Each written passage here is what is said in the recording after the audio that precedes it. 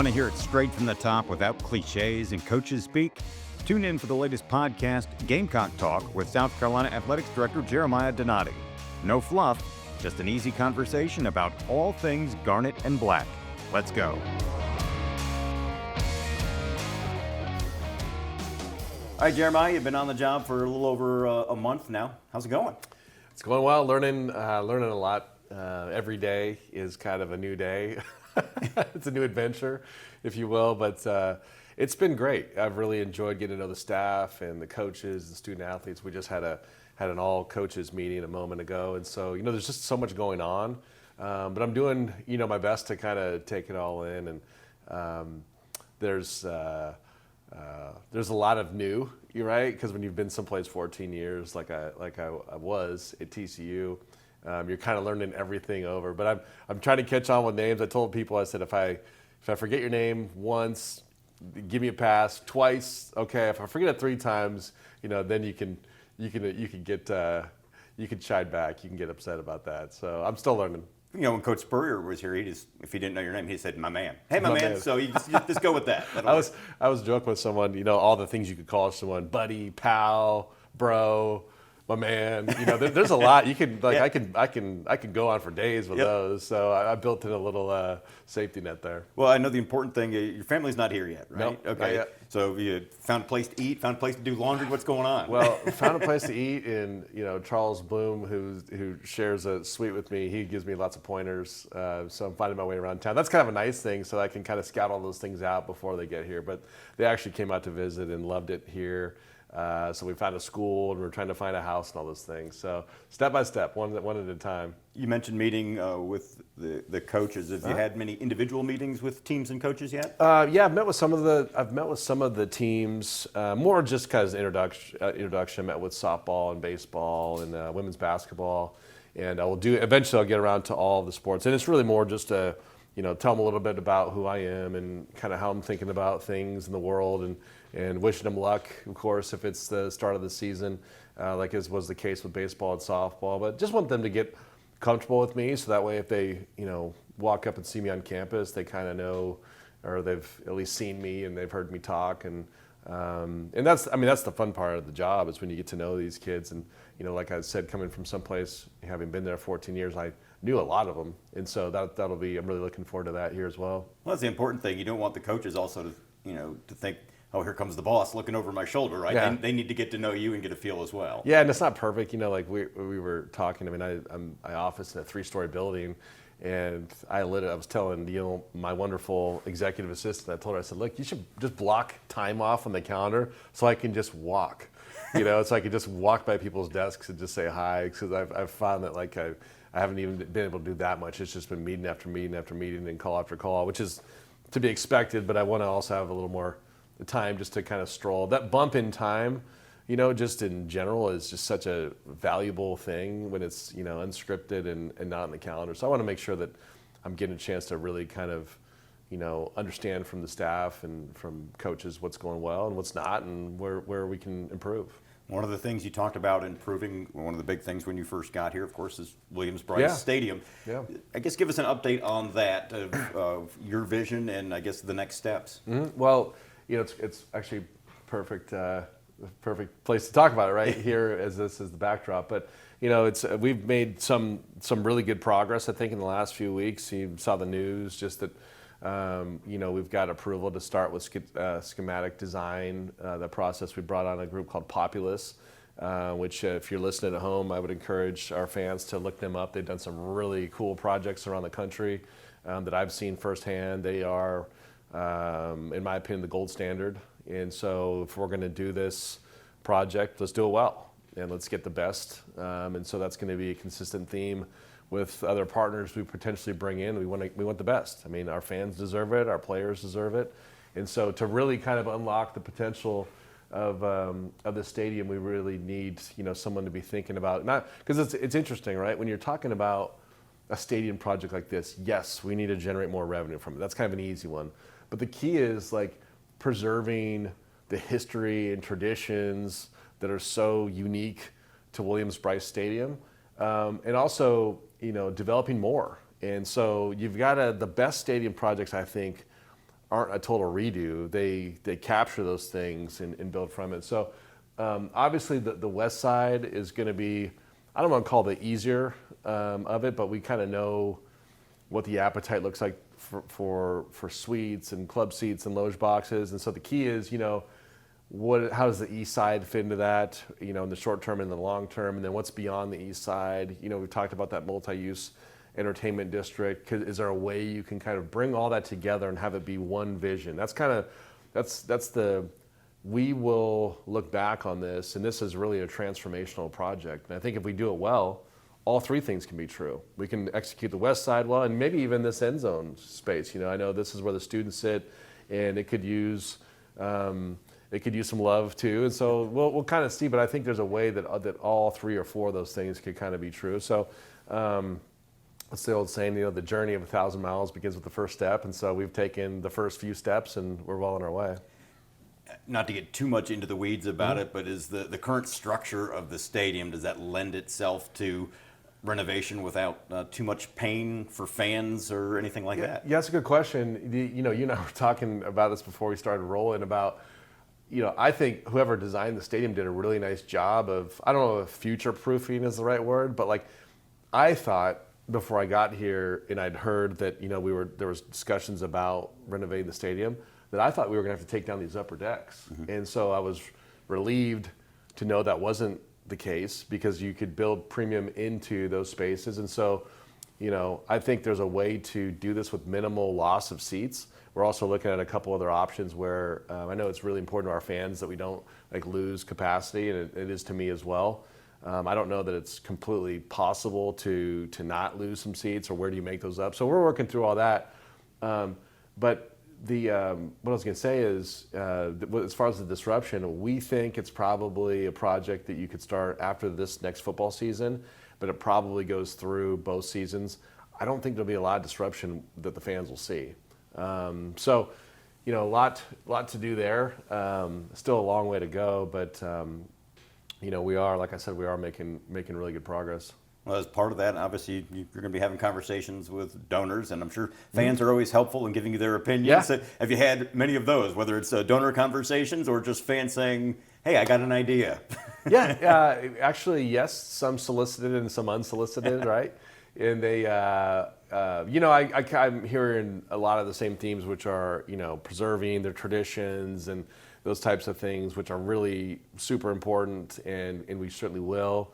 And then there's some that have reached out about, they're interested in looking at suites, and they want to know how big they are and all those things. And the answer is we don't know yet. We're building those things, we're designing those things.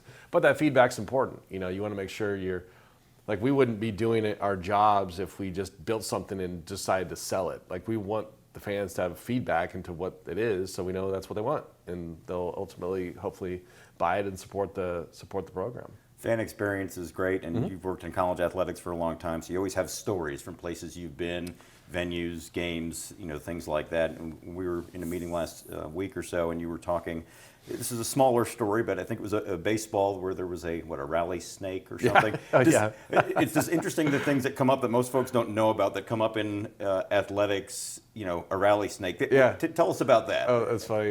I think we were talking about being superstitious with sports, and you kind of, there's this continuum. For me, I remember when I was in high school, I got so superstitious that I'd wear the same socks. I'm sure a lot of people have done that. But then I had a really bad game, and so then I was like, well, maybe there's no magic in the socks. And so then I was superstitious about not being superstitious. Anyhow, long story short, I think we were talking about traditions. And so when I was at TCU, one of the years, we went to Omaha 4 straight years.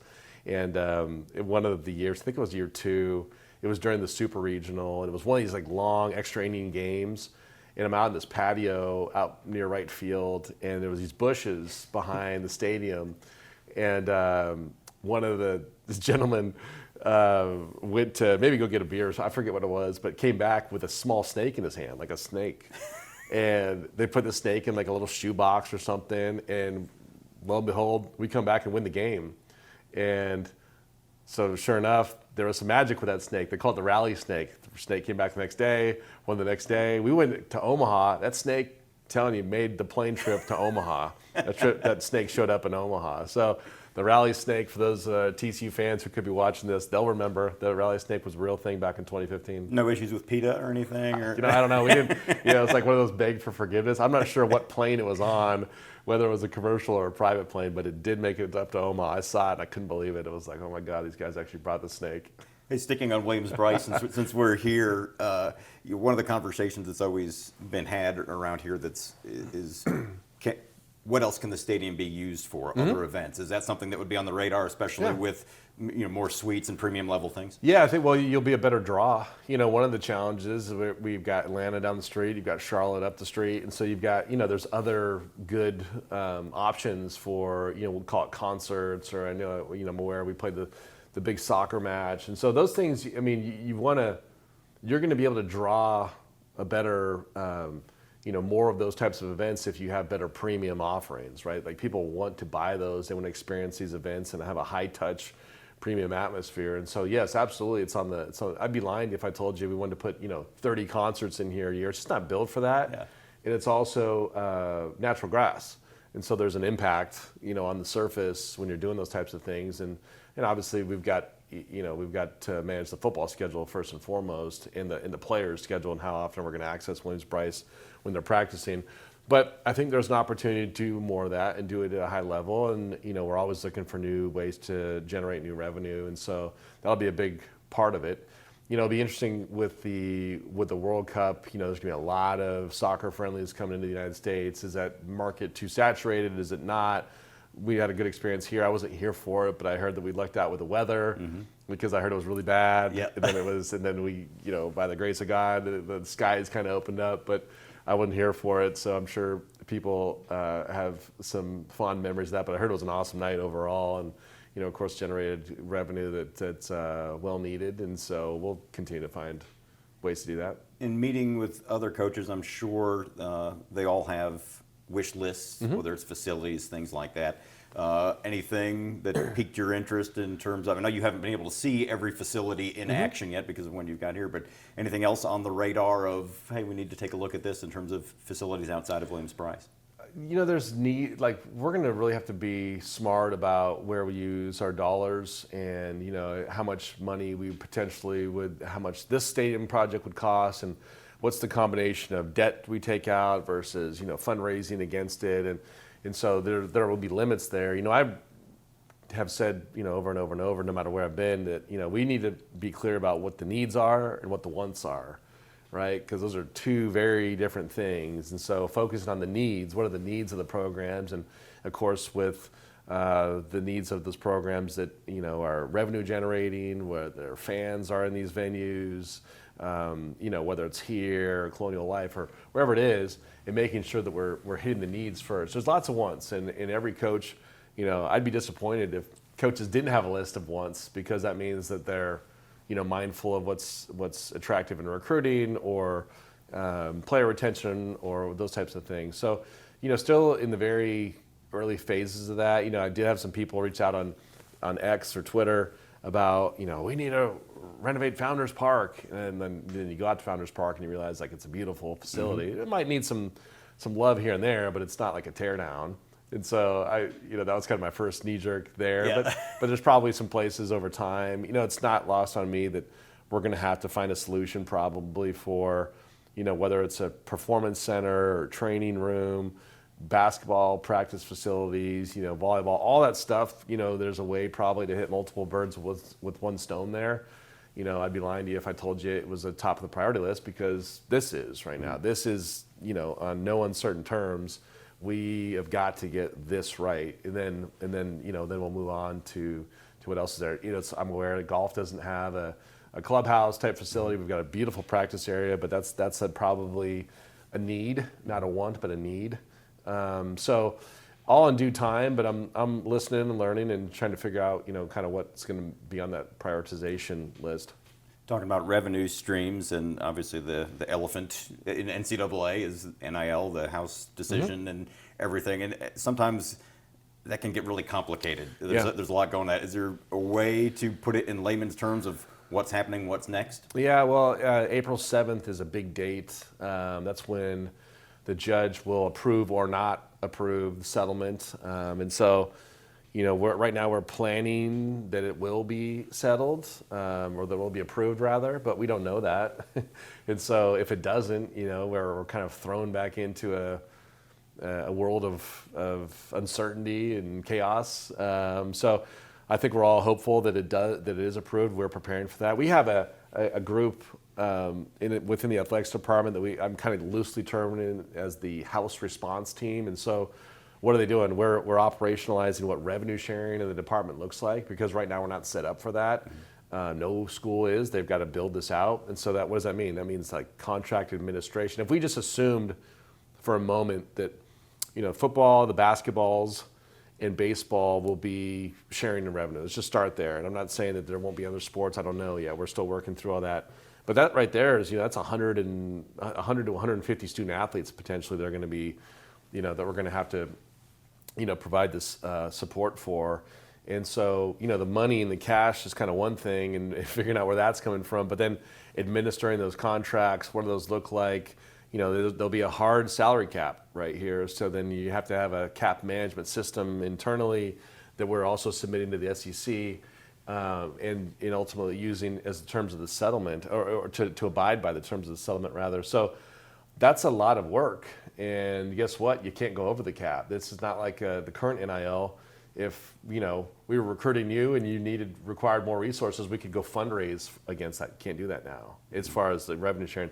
So there's a revenue sharing component of it, and then there's still NIL, but they're different, right? So there's revenue sharing, I pay it, we pay it. NIL, third party pays it, business pays it, right? And so with the NIL, that's still going to be really important to our student athletes, and that's going to be important, for all of our kids and all of our sports. But now what is being proposed with the settlement is any deal over $600 is subject to, an analysis of fair market value and an appropriate range of compensation. That's a lot different than what the current rules state for. The current rules really are no rules, and you could essentially bring any deal to a kid and you could pay them whatever you want to pay them. Those days, as the settlement is written, are coming to an end, and so we need to prepare for that. And so NIL, revenue sharing, different, but we need to operationalize for both. And so we're spending a tremendous amount of time. In fact, we've got 2 standing meetings a week, but in reality, we're probably meeting like 4 or 5 times a week to talk about these issues, build them out. Some are new positions, some may be repurposed positions within the department. One of the things that we're doing right now, and I think this is just a good business practice, is when a job opens up, rather than just filling it, unless it's something that's very obvious. We're taking a good look at do we still are these job duties and responsibilities still germane to what we're doing, or are we really set up for the next 5 to 10 years? So I think it's just a healthy exercise of any organization, but it's we may find, we actually don't need to do this just like that. In fact, we need to look a little differently. So the team's been great. They've been fabulous in helping kind of understand that it's really more about, I think the best athletic departments are going to be the ones that are really able to be nimble and adapt to this. This isn't ideal. Like, told this to someone, this is a lawsuit. This is the reality. This is what we settled on to keep us from going out of business. Mm-hmm. I know people are like, nah, we're never going out of business. Let me tell you, the damages for these lawsuits would have been $13, $14, $15 billion. These absolutely would have put some people out of business. So this was the alternative to that, is these new rules we're going to play by. So while it might not have been how you and I would construct how we want to, what the world to look like, it is what it is. And so we can either kind of complain about it and gripe, and there's probably plenty to gripe about, or we can just adjust to it, accept that this is the reality, and use it to our advantage and make the best out of it. And so that's what we're going to do. It sounds like, obviously you can't put the toothpaste back in the tube, but does this help settle things down with this new landscape of college athletics? Maybe, I don't know, level the playing field a little bit. You mentioned camps. So. Well, I think, you make a great point. It's like the pros all play from the same rules. Right now we don't have any rules. Right now, in the pros, there's a salary cap, right? And you pay a luxury tax. There's a draft. That's one big fundamental difference, I think, between the pro model and the college model. The pros, they draft, and in college they recruit. Mm-hmm. Two very different things, right? Because everyone's looking for an advantage in the recruiting world, right? That's the lifeblood of every good program. But that's very different than the pros. In the pros, you're only recruiting in free agency, and that just is a function of money, you know. But very few people go, you know what? I love the Dallas Cowboys brand better than the Buffalo Bills brand, so I'm going to go to the like that's maybe that comes into play, but more it's just about money. Your agent's shopping you. That's very, you know. While some of that's true here, kids also have to go to school. They're here. They're still striving to earn a degree from the University of South Carolina. They're like, we are trying to help them develop as young men and young women. And so it's never, as long as that's the case, that they're never going to be totally pros, even though you hear this is turned into a pro model. It is, but it's not. Right now, the big fancy word is to hire a general manager. Right. Well, I got news for you. The general manager also, in the pro world, is also the boss of the coach. So no coach is hiring a general manager. So that's kind of, it's a fun word, you know, or fun title. I think it's probably also a way to, you know, put some salary dollars behind it because it sounds so official. But that's just one example of what you're seeing out there. That might not be. The model's changing, but it's not a total pro model. You mentioned a brand out there, and certainly winning helps get the brand out there. And the Gamecocks in recent years have certainly enjoyed that with what Coach Shane Beamer is doing with football and Don Staley with women's basketball. They've recently inked some new contracts, and I guess, I don't know if relief is the right word, but it's nice when you can lock in successful people that want to be here. Yeah, and with those two, I mean, they've done a tremendous job, and they'll start with Dawn. I mean, she's just, you know, she transcends the game of basketball, you know, and what she's done for not just USC women's basketball, but like the sport of basketball. I mean, she's her influence and her impacts go well beyond the game. And so just absolutely thrilled that she's going to be a big part of our program and lead our program for a long time. And I think but it's nice to have it. Like you said, I think relief actually is a good word to use. And then with Shane, I mean, we've got a really, I think we're on a great trajectory. I love the culture of the program. Recruiting's going great. We bring back, a really talented team. He kept all his coaches, other than the coach obviously that left for Appalachian State. What does that tell you? They want to work for him, and they believe in what we're doing. So was really excited to be able to extend him as well. So, when you have that as your foundation in the core, you can kind of build from there. And, both have said that they want to be here for a long time, and so we can build around them.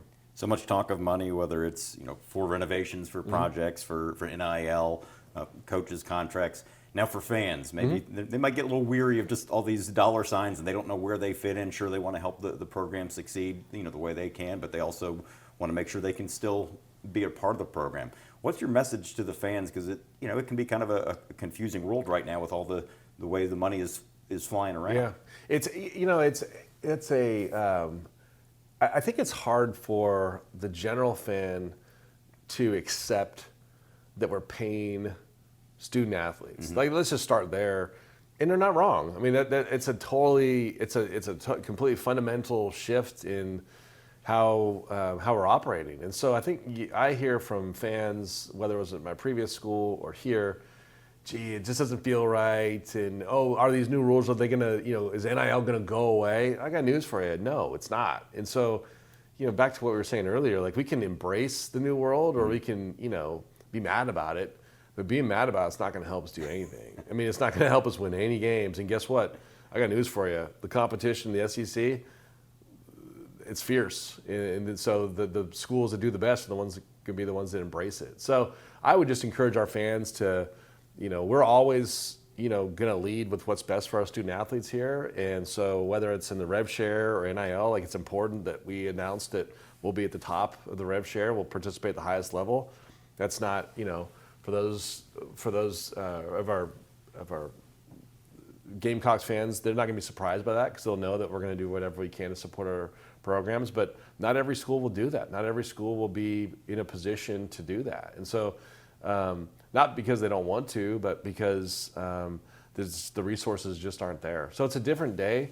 We're going to be relying on our fans more than ever to help support us, just because the dollars aren't infinite. There's no just kind of magic bucket of money sitting there. And so that's it's kind of circling back. That's why this project is so important. to our sustainability, the future of our programs, because it does unlock a large amount of revenue that frankly we're operating without. So that's one advantage we have. You and I talked offline about this. Most schools have already done that, and we haven't. So it's one lever or a number of levers we can pull that maybe some other schools can't. So it really is an advantage for us to be able to look at this project holistically and what it can do to support our programs, both financially, but also the other, intangible, value of having a renovated stadium with more to offer. One thing that Gamecock fans love is when we honor our own, because they take ownership of the players and the coaches here. And recently, you've got the jersey retirement for Asia Wilson, which was a sold-out women's basketball game, which was tremendous. And then you've got the naming of Ray Tanner Field at Founders Park, something Coach Tanner did not want, but too bad, Coach. You're getting the name on the field, and those kind of events are huge because they involve the fans. It's something the fans feel like they can be a part of. And I guess just talk about that, what those kind of moments mean. You've been a part of that. I got to visit your old campus, TCU, earlier this year, and you guys have a great Hall of Fame, a structure, for a Hall of Fame, something that we need here, to honor our own, which can obviously be a great job. But just your thoughts on that. Well, first, I'm not surprised that Coach Tanner didn't want that, because that just tells you what kind of guy he is. I mean, he's a deflect all praise, but he deserves it. I mean, it's so cool. I'm so happy for him, and such a great honor. But on to the Hall of Fame, and you just mentioned Sterling Sharp and him going into the Pro Hall of Fame. How cool is that? Yep. And actually, I traded text messages with him to congratulate him, and he's what a cool moment though for our football program and for him personally. His brother had that really cool speech about how he talked about how he wasn't even the best player in his family, that his brother, that Sterling was. I thought that was pretty neat that Shannon said that. It would be interesting to see down the road if there is an appetite in a place where we could do that in some type of formal Hall of Fame. I get really excited. You've seen other programs where they've got restaurants that have that kind of. And so as you think about what was possible outside the East Side, and could you do something like that here near the stadium? Could that be a draw for fans? It's exciting to dream a little bit, and I think now's the time to do that and to think about what this space could look like. And I could totally envision, or I could absolutely envision something like that being a part of our bigger vision and plan. Some other events going on, some fun events for fans in general. I know we do different clinics and stuff. The ladies' clinic for baseball, things like that. Got the Cocky Trot 5K run and walk. I heard you getting roped into that, or I'm not a runner, but I feel like I gotta do it. And I love working out, but I'm more of like a, I'm just not a runner. Okay, so but I'm gonna do it. I'm gonna not that 5K is running a marathon, right. But if you have never ran a 5K, then it's something. So I'm gonna do it. Felt like being my first year through, we'll give it a shot. But that should be fun, and I may not time myself. All right, but you're not gonna go deep into training for it. I gotta start training. I gotta start running. Right? Got all these stairs out here. You can run up and down. Get ready.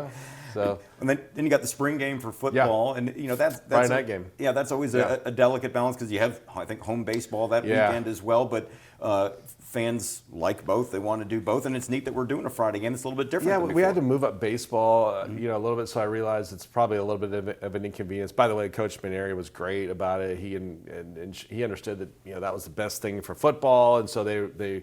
So hopefully we'll give the fans the best of both worlds, that you can come, you can go to baseball, then you can come right over here to Williams-Brice and see the spring game. So that'll be fun, and it's always, it'll be interesting to see kind of what spring games look like, going forward with smaller rosters and that type of thing. And this isn't like breaking news, but, just to see, you saw some, like Nebraska canceled their spring game, I think, and there's some others that I think are considering doing that. And, just be curious to see kind of what the future of those games are, But it'll be fun this year. Friday night under the lights, that's always just an exciting time. It'll be my first experience here, so I'm really looking forward to that, even though it's not a real game.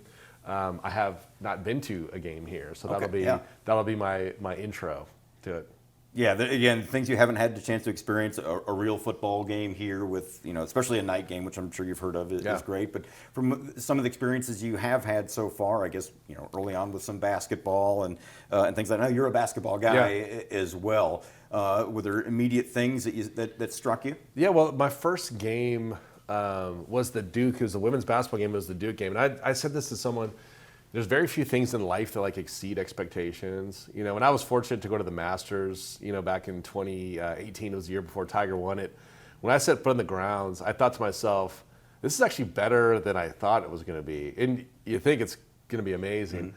I had seen our women's basketball, from afar, and then I got here for the Duke game. It was like a Thursday night game. It was a late game. It was a late tip, maybe 9 p.m. local, and it was actually better than I thought it was going to be, and I thought it was going to be amazing, and it was actually even better than that. So that was my knee jerk reaction to that, and Colonial Life's a great arena, and it's that's another place that people have talked about. Could there be some possible renovations on the docket there? We've gone through. I don't believe it's a full feasibility, but we are kind of looking at what some options could be there longer term from a premium seating standpoint, and so, we'll see what that looks like. But, softball the other night, it was cool that Ashley not only got her first one, but got her first 5, and rattled off and won all sorts of different ways. She would tell you that the first game was, I don't say ugly, but when you have 5 errors, it's probably not an ideal situation, but still found a way to win. Then next day, walk-off homer, then shutouts, then... it was a fun way to start. That was my first experience there, and I'm really excited about baseball. I'm actually throwing out the first pitch. I don't know if you knew that. No, are you nervous about that? That's I've thrown plenty just playing catch with my kids. Yeah. They both play softball. I've got 2 girls, but I've never thrown out a first pitch. Yeah, that's 60 feet, man. That's further than you think. Yeah, it's further than you think. And so I do have to get a few throws in. To feel what that is, because I don't want to. You ask yourself. We've seen all these like celebrities and people that have thrown out first pitches. You don't want to be Mariah Carey. They throw it like into the stand or over the head, or they roll one up there. Yeah. Like which is the worst? Which is the best of the worst? Right. So my hunch is that throwing over the head is probably fine. You don't want to be it was like Snoop Dogg who like threw that one straight left. Yes. Yeah. Hit the mascot into the dugout. So I'm not going to be that guy. So no, I'm throwing a strike, but I want to have some heat behind it. Yeah. I want to put a little heat behind it. This is not going to be a 12-6 not going to be the eephus pitch or anything. I'm going to get my best shot. Okay, well maybe Coach Paul can help you. Maybe get the pitching coach in there to. He asked me about that. We were sitting next to each other at the first pitch banquet last weekend, and he said, "Are you throwing?" I said, "Well, no, I'm not like training." And I said, "I'm gonna throw it. I'm gonna throw it hard. I'm not just gonna lob one up there." But when you go to events, I don't know if this is what you want to do. You're still the new guy in town, so I don't know if everybody knows your face yet. Can you go? To an event, maybe folks won't know you, or maybe when you go to baseball games, I know you've got the suite, but can you just go and maybe go sit, down the left field line somewhere and maybe just enjoy a game? What do you like to do? Both, I did that in softball. I sat down and and I want to get to meet the fans but there's times, when you want to be locked in on the game and, whether it's sitting in a suite or by yourself. So I like both, but it's also fun. I think to really understand the game day experience, you also have to experience the game day on your own. And so you can't do that just sitting in a suite. You got to kind of walk the aisles. And so you'll see me doing that. Like, next year here at Williams-Brice, you want to see what the concessions are like in the upper deck. You want to see what they're like in the suites. You want to see what they're the whole, because one thing if a fan, sends me an email and they're disgruntled, but if I can't relate to that, or if I have no idea what they're referencing, then I can't be effective. So I'm not telling you I'm going to be at every single concession stand trying the food or test, and standing in line at the restrooms, but you need to have a sense of what they're talking about. You mentioned throwing the first pitch out before. If you ever get to do that for softball, would you have confidence in doing that, of delivering a strike that way? That's another one. I could see that. I've done that with my daughters. They both play softball. But that one would take probably a little more practice. Yeah. Coach Staley's done it a few times, and she's determined. You know how competitive she is. That she goes in there, she wants to throw a fastball for a strike, and she usually does, which is fun. We don't do this for basketball, but maybe if we ever did a ceremonial, free throw, would you feel pretty good about that since you're a basketball guy, or would you be afraid of airballing it? I did last when I was at TCU. We did this. We did a giveaway. We did a cash giveaway for students, and it was a half-court shot. And to do the promo, I had our marketing team come out and film me. I wanted to film me making a shot from half court. And I think the marketing guy, and I played basketball. I don't know what I'm doing. Okay, or I played. And they came out and they said, "How many takes are we gonna do on this?" 3 takes. I made it on the 4th shot. No, really? You can go back and look at it. So maybe it was just pure luck. Maybe had I not made that one, it would have taken another 100 shots. But I did it on the 4th shot. So I forgot where we were going with this. Yeah. But I guess that comes a little more natural than throwing out a first pitch. So I wouldn't be totally over my skis if I was asked to go make a shot. Okay, all right. Yeah. Well, we'll keep that in mind. We'll talk to the marketing people if we ever need to come up with something. Yeah, put this on Joe's to-do list. But you'll have to beat it though. You got to do it in less than 4. Then. Yeah. Yep. All right. So what's next for you? I mean, you've had a little bit of time to get your feet wet. What's next? What are some short-term goals? Well, there's going to be the 2 things that we talked about aren't going anywhere, which is making sure we're ready for the House case. Settlement to be approved and how that comes into place, because July 1 is really when the new rules will come into play, and so that's it's only a few months away, and then and we need to make a lot of progress here. There's a lot of kind of key deadlines with getting some approvals from the state and from our board, and obviously internally, and so we've got work to do. So that's going to be the lion's share. But I've still got to get to know my staff. I've got to figure out kind of what, if any, adjustments we need to be making and that type of thing. And then, oh, by the way, we have kind of a day job. Yeah. And so all the other stuff that comes to the departments, all the challenges and issues that arise, and that's the fun part. But I'll be traveling quite a bit. I really want to get out and see our fans and see our donors and meet our alums. And so I've got kind of I want to get to our key areas where we have the most alums and supporters, whether it's Charleston or Charlotte or Florence or Greenville, wherever it is. I got to get to those places: Atlanta, DC, so New York. And so I can't do all that at once. It takes time, but I really do want to get out and meet our fans. I'm meeting a lot of donors, and so it just takes time. It's just I can't do it all at once. And I remind myself, because I get. Every day I'll have someone say, "Hey, have you met this person, this him or her?" And I'll say no, and then I'll just, gosh dang, I gotta. But then I remind myself I've been here 4.5 weeks. Yep. So it's just not possible to do it all. But in time we'll get there. And in case you forget their name, hey my man, hey how you Hey doing? my man, hey bro, hey you, hey guy. You'll get them as we go. What's up, my man? Yeah. I'll lean on that one. All right. Hey, we'll let you go ahead and get back to work. Okay, thanks. Appreciate it. Fun doing this with you. Oh yeah, enjoy We'll it do it again. We'll do it again. Okay.